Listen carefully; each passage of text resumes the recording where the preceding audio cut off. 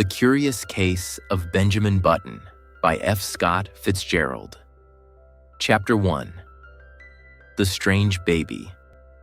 In the year 1860, Mr. Roger Button was very happy. His wife was going to have a baby. It was their first child. Mr. Button wanted a boy. He wanted his son to go to a big school one day. He was very excited. He also felt nervous. The baby was going to be born in a hospital. This was new for Mr. Button. Many people had babies at home in those days. One morning in September, Mr. Button woke up early. He put on his best clothes. Then he walked quickly to the hospital. When he was near the hospital, he saw Dr. Keene. The doctor looked angry. "Dr. Keene," Mr. Button called. "How is my wife? Is the baby okay?" The doctor looked at him. His face was not happy. "Talk to me," said Mr. Button. "Is it a boy or a girl?" Dr. Keene said, "Go and look for yourself." "Is something wrong?" asked Mr. Button. "Yes," said the doctor. "Go and see. I can't help you now. I don't want to work with your family again." Then the doctor walked away. Mr. Button felt scared. He did not know what was happening. He slowly walked into the hospital. Inside, a young nurse sat at a desk. "Good morning," Mr. Button said. "I want to see my baby." The nurse looked afraid. She stood up quickly. "Go upstairs," she said. "Right now." Mr. Button walked up the stairs. He was very nervous. He was shaking. He was holding a small bowl for the baby. On the next floor, he saw another nurse. "I am Mr. Button," he said. "I want to see my baby." The nurse looked scared. The bowl fell from Mr. Button's hands. It made a loud sound on the floor. "I want to see my baby," he shouted. "Come with me," the nurse said. They walked to a room. Many babies were crying inside.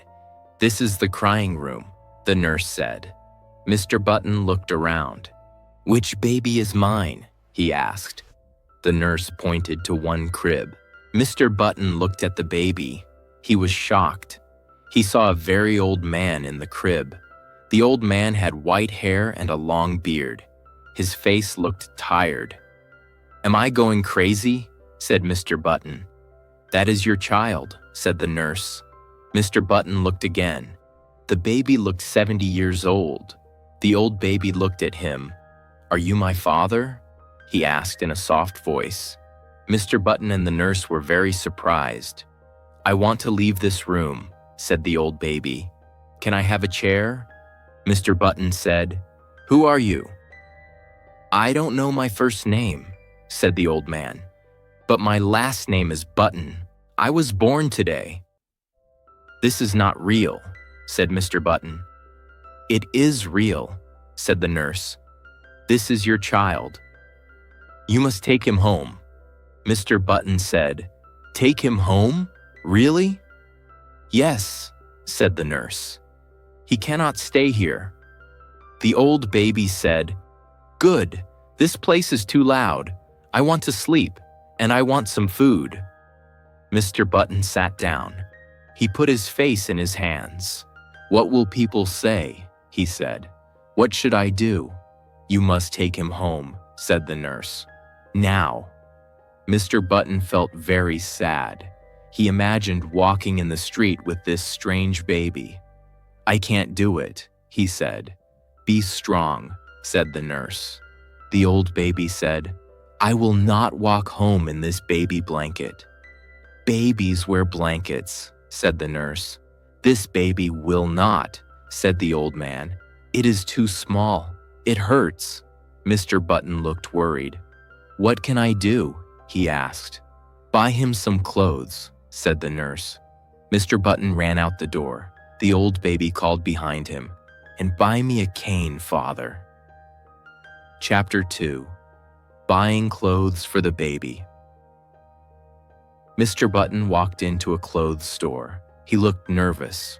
"Good morning," he said to the shop worker. "I want to buy some clothes for my child." "How old is your child?" the worker asked. Mr. Button thought for a second. "About 6 hours," he said. "Then go to the baby clothes section," the worker said.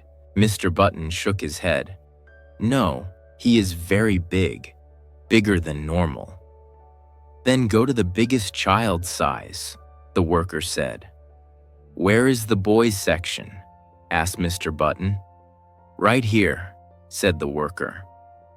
Mr. Button didn't want to buy adult clothes for a baby, but there were no baby clothes big enough for his strange son.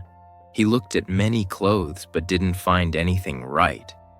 "How old did you say your boy is?" the worker asked again. "He's 16, Mr. Button lied. "Oh, I thought you said 6 hours," said the worker. "Go to the next section." Mr. Button turned around. He was sad. Then he saw a suit on a dummy in the window. "I'll take that suit," he said. The worker was surprised. "That's not a child's suit. It's for parties." "I don't care," said Mr. Button. "Wrap it up." The worker gave him the suit. Mr. Button went back to the hospital. He gave the clothes to his son. "Here's your clothes," he said. The old baby opened the package and looked at the clothes. "They look strange," he said. "I don't want to look silly." Mr. Button became angry. "Just wear them. I don't care how you look. Put them on or I will." "All right, father," the baby said. "You are older. You know best." When the baby said "father," Mr. Button felt strange. "Hurry up," Mr. Button said. "I'm going fast, father," said the baby. After the baby got dressed, Mr. Button looked at him.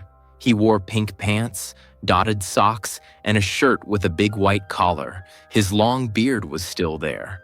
"Wait," said Mr. Button. He took scissors and cut part of the beard, but the baby still looked very old. Mr. Button gave him his hand. "Come on," he said. The baby took his hand. "What will you call me, Dad? Maybe just Baby for now?" Mr. Button was angry. "I don't know," he said. "I think we'll call you Methuselah." Chapter 3. Benjamin tries to be a baby. Mr. Button cut Benjamin's hair short. He dyed it black. He shaved Benjamin's face. He put baby clothes on him. But Benjamin still looked very old. The nurse came to help. She saw Benjamin and left the house. She never came back. Mr. Button did not give up. He said, "Benjamin is a baby. He must live like a baby." At first, he only gave Benjamin warm milk, but Benjamin did not like it. So Mr. Button gave him bread, butter, and oatmeal. One day, Mr. Button brought a baby toy called a rattle. "Play with it," he said. Benjamin took the rattle and moved it a little. The sound was soft, but he looked bored. He did not like baby toys. He liked to be alone. Mr. Button once found him smoking a cigar. Mr. Button wanted to punish him but could not do it. Mr. Button brought more toys, small soldiers, toy trains, and soft animals. But Benjamin was not interested. He wanted books. He read big books for many hours. People in the town talked about the strange baby. Some people said, "He looks like his grandfather." Mr. and Mrs. Button were not happy about that. Benjamin stayed home. Mr. Button brought other boys to play with him. But Benjamin did not enjoy it. He broke things. He broke a window with a stone. Mr. Button was secretly happy about this. Benjamin's grandfather did not like him at first, but later they became good friends. They talked a lot. Benjamin liked being with his grandfather more than with his parents. Benjamin was still confused. "Why do I look so old?" he asked himself. He read medical books but found no answers. His father told him, "Try to play football," but Benjamin did not like it. "It shakes my body," he said. "I'm afraid I will break my bones." At age 5, Benjamin went to kindergarten. He had to cut paper and make crafts. but he often fell asleep in class. The teacher told his parents he is too old for this, so he left school. By age 12, his parents stopped thinking he was strange, but then something new happened. Benjamin looked in the mirror and thought, "My hair is less white, my skin looks better. Am I getting younger?" He went to his father and said, "I am big now. I want to wear long trousers." His father said, "You are only 12. Boys wear long trousers at 14. "But I look older than 12, said Benjamin. His father looked at him and said, "Maybe you're right. I was your size when I was 12. So they agreed. Benjamin could wear long trousers, but he had to dye his hair and stop using a walking cane. He also had to stop wearing glasses. Chapter 4. College Problems. Benjamin grew older in years, but he looked younger. When he was 18 years old, he looked like a strong man of 50. His hair was dark gray. He stood tall and spoke clearly. His father said, "You are ready for college." So Benjamin went to Yale College to take the entrance test. He passed. He became a freshman student. 3 days later, he got a letter from the college office. He had to visit Mr. Hart, the registrar. Benjamin wanted to look young, so he tried to dye his hair, but he had no more hair dye. He had thrown it away the day before. He had to go without it. At the office, Mr. Hart smiled. "Good morning. Are you here about your son?" he asked. "No," said Benjamin. "I am Mr. Button. I'm the freshman." "What?" Mr. Hart said in shock. "I'm the freshman," Benjamin said again. "You must be joking." "No, I'm not." Mr. Hart looked at a paper. "It says here you are 18. "That's right," said Benjamin. Mr. Hart looked at him for a moment. "Mr. Button, I don't believe you." "I am 18, Benjamin said softly. "Get out!" Mr. Hart shouted. "You are too old. You are not a real student. Leave this college right now." Benjamin stood up straight. "I am 18 years old," he said again. He walked out of the office. Some college students in the hallway looked at him and followed him. Benjamin turned back and said loudly, "I am 18 years old." The students laughed. Benjamin walked to the train station. More students followed him. They laughed and made jokes. "He looks like an old man. Is he lost? Go to Harvard." Everyone thought he was crazy. People ran out of classrooms to see him. Benjamin walked faster. Then he ran. He was angry and sad. On the train back to Baltimore, he looked out the window and shouted, "You will regret this." The students laughed more. They said, "Ha ha, that was the biggest mistake Yale ever made." Chapter 5. First Love. In the year 1880, Benjamin Button was 20 years old. He started working with his father at Roger Button & Coser, a hardware business. His father also took him to many dances. Now Benjamin looked younger. He had more hair. He walked straight and strong. People thought he and his father were brothers. One evening, Benjamin and his father wore nice suits and rode to a big house near Baltimore. There was a party and many people were dancing. The sky was bright and the moon was full. Roger Button said, "There's a good future in business." Benjamin smiled. His father added, "I'm old and can't learn new things, but you are young and full of energy." Soon they arrived at the house. Lights were shining. Music was playing. Many people stood outside. Then Benjamin saw a young woman. She was beautiful. Her name was Hildegard Moncrief. Benjamin looked at her and felt strange. His heart beat fast. His cheeks turned red. It was his first love. Roger whispered, "That's Hildegard. She is the daughter of General Moncrief." Benjamin said, "She's very pretty. Can you introduce me?" Later, Benjamin and his father met Hildegard. She bowed politely. Benjamin said hello, but felt nervous. He waited for his turn to dance. Many young men were near her. Benjamin did not like them. He thought, "They are silly and loud."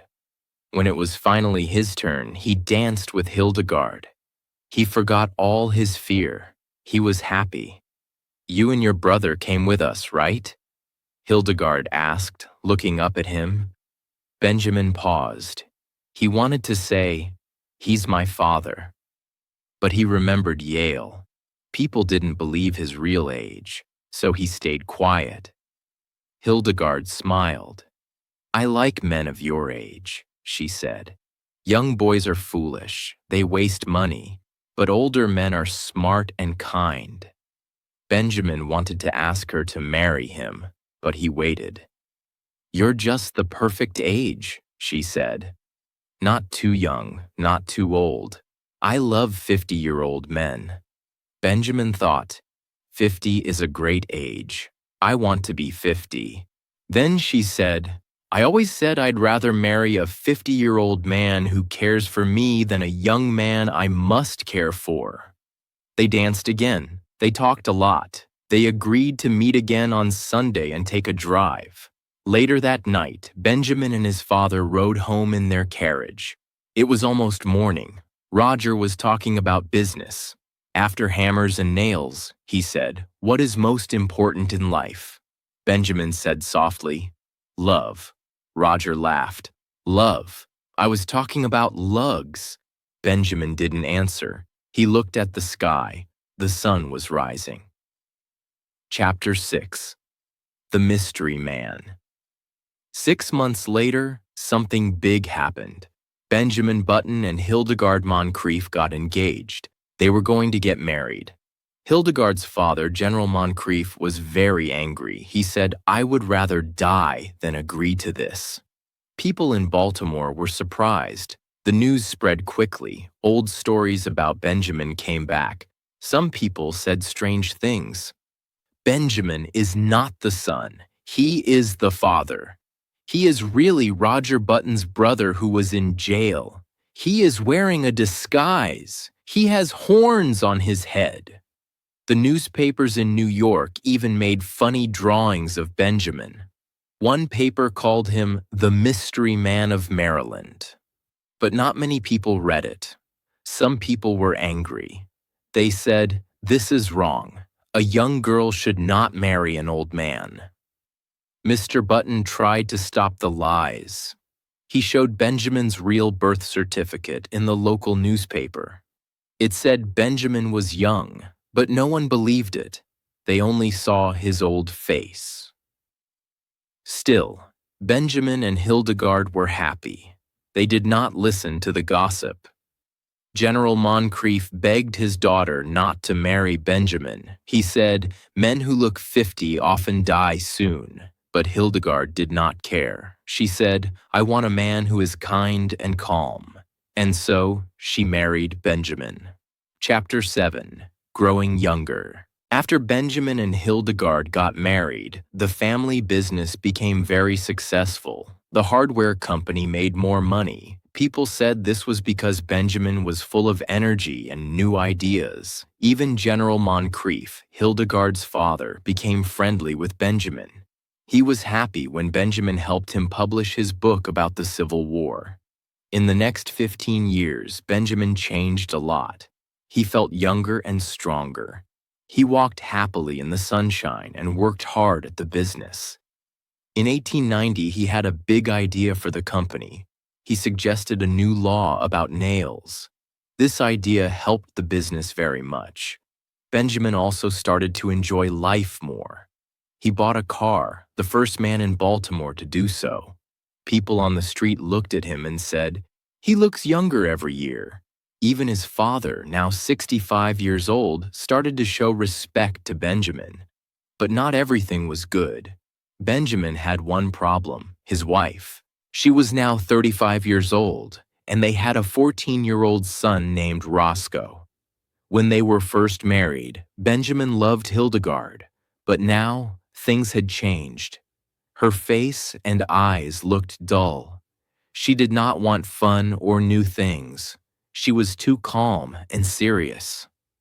Before, she used to take Benjamin to parties. Now Benjamin wanted to go out, but she stayed home.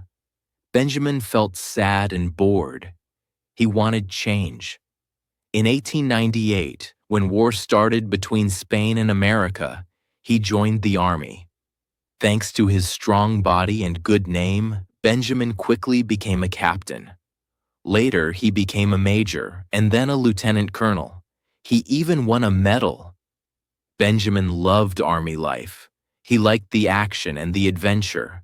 But later, he returned home to work again. A band met him at the station and played music for him. Chapter 8. Growing Apart. When Benjamin came home from the war, Hildegard met him with a flag. She smiled, but Benjamin felt sad. Hildegard was now 40 years old, and she looked older. She had gray hairs in her head. Benjamin went to his room and looked in the mirror. He looked younger than before. He looked like a man of 30. This made him afraid. He thought, "I'm still getting younger." He went downstairs. Hildegard looked annoyed. At dinner, he tried to talk about it. He said, "Everyone says I look younger." Hildegard said coldly, "Is that something to be proud of?"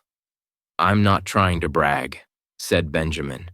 She replied, "You should stop this. It's strange." "I can't help it," he said. "Yes, you can. You always want to be different. Why can't you just be like other people?" Benjamin didn't know what to say. From that moment, the space between them grew bigger. Benjamin started going to parties. He liked to talk and dance with younger women. He enjoyed life, but Hildegard stayed home. She looked sad and angry. People at the parties talked. They said, "What a shame. That young man is married to a woman of 45. They didn't remember that Hildegard had once looked younger than Benjamin. Benjamin felt unhappy at home, but he had many hobbies. He played golf. He learned to dance very well. Everyone in town liked his dancing. He still helped at the family business, but now his son Roscoe was ready to take over. Roscoe had finished college and was smart. People often thought Benjamin and Roscoe were brothers. Benjamin liked that. He smiled in the mirror and was happy with his young face. But there was still one problem. Hildegard was now 50, and Benjamin didn't want to go out with her anymore. When he saw her, he felt uncomfortable. Chapter 9. Back to school. In 1910, Benjamin was around 50 years old, but he looked only 20. He joined Harvard University as a student. He didn't say anything about his real age or that his son had already studied there.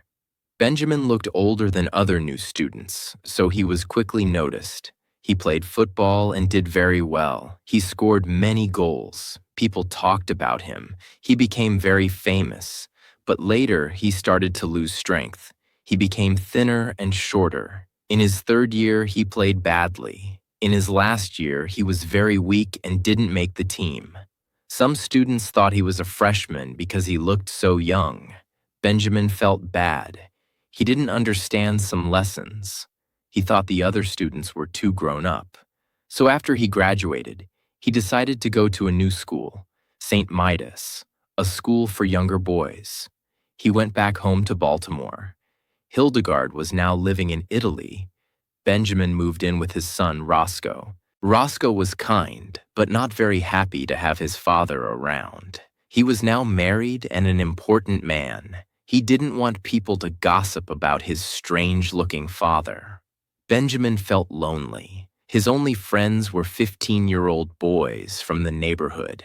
He wanted to go to school again, like them. One day, he told Roscoe, "I want to go to prep school. You've said no many times, but I still want to go." Roscoe said, "Then go." "I can't go alone," said Benjamin. "You need to take me and register me." "I don't have time," Roscoe answered. He was angry and looked at Benjamin seriously. "This joke has gone too far. You need to stop. This is not funny." Benjamin felt tears in his eyes. Roscoe added, "When people visit our house, don't call me Roscoe. Call me Uncle. You're starting to look like a little boy. It sounds strange when you call me by my name." Roscoe turned away and walked off. Chapter 10. Back to the Army. After his talk with Roscoe, Benjamin felt sad. He went upstairs and looked in the mirror. His face looked young and soft. He hadn't shaved for months. He looked like a boy now. Roscoe told him, "You should wear glasses and a fake beard." But Benjamin hated the fake beard. It made him feel silly. Benjamin started reading boys' books. One day he thought about the war. America had joined World War I. Benjamin wanted to join the army again, but the army only accepted men who were at least 16, and Benjamin looked younger than that. His real age was 57, but he didn't look it. Then, a letter came to his house. It was from the army. The letter said Benjamin was called back to service as a brigadier general. He was so happy. He ran out of the house and went to a shop to buy a new army uniform. A store worker said, "Do you want to play soldier, kid?" Benjamin got angry. "I'm not a kid. My name is Benjamin Button. I live on Mount Vernon Place. I'm a real general." The worker finally gave him the uniform. Benjamin went to the army camp in South Carolina. He paid the taxi and stood in front of the gate. "Help me with my bags," he said to a soldier. The soldier looked at him and said, "Where are you going with those clothes, little boy?" Benjamin stood straight. "I'm a real soldier," he shouted. The soldier laughed, but then a real colonel came by on a horse. Benjamin yelled, "Colonel!" The colonel stopped and asked, "Whose little boy are you?" Benjamin shouted, "I'll show you who I am. Get down from that horse." The colonel laughed. Benjamin pulled out his army paper. "Read this." The colonel read it. His eyes grew wide. "Where did you get this?" he asked. "From the government," said Benjamin. The colonel said, "Come with me. Let's talk about this." Benjamin followed the colonel to the army office. But 2 days later, something happened. His son Roscoe came from Baltimore. He was angry and hot from travel. He took Benjamin back home. Benjamin cried. He had to leave the army once again. Chapter 11. The End. In the year 1920, Roscoe's first child was born. At the party, no one said anything about the little 10-year-old boy who played with toy soldiers. That little boy was Benjamin Button, the baby's grandfather. Roscoe did not like having Benjamin around. Benjamin looked like a child, but he was actually an old man. Roscoe thought his father should act more like a serious adult, not like a little boy. 5 years later, Roscoe's child was old enough to play. Roscoe sent both boys, his son and little Benjamin, to kindergarten. Benjamin liked playing with colorful paper and toys. He cried once when he had to stand in the corner, but most of the time he was happy. After 1 year, Roscoe's son moved up to first grade, but Benjamin stayed in kindergarten. He liked it there. When the other children talked about what they would do when they grow up, Benjamin felt sad. He knew he would not grow up like them. Benjamin stayed in kindergarten for a 3rd year, but now he was too small. He didn't understand what the teacher said. He cried because the other children were bigger than him. Then Benjamin was taken out of school. He stayed home with his nurse, Nana. She was kind and always with him. She helped him dress, play, and sleep. She taught him to say the word elephant. Sometimes she let him jump on the bed and he laughed. He liked to play with a cane and say, "Fight, fight, fight." The older ladies liked him. The younger girls tried to kiss him, but he didn't care much. At 5 o'clock each day, he went upstairs with Nana. She gave him soft food like oatmeal and fed him with a spoon. Benjamin had no bad memories. He didn't dream of college, war, or work. His past was gone.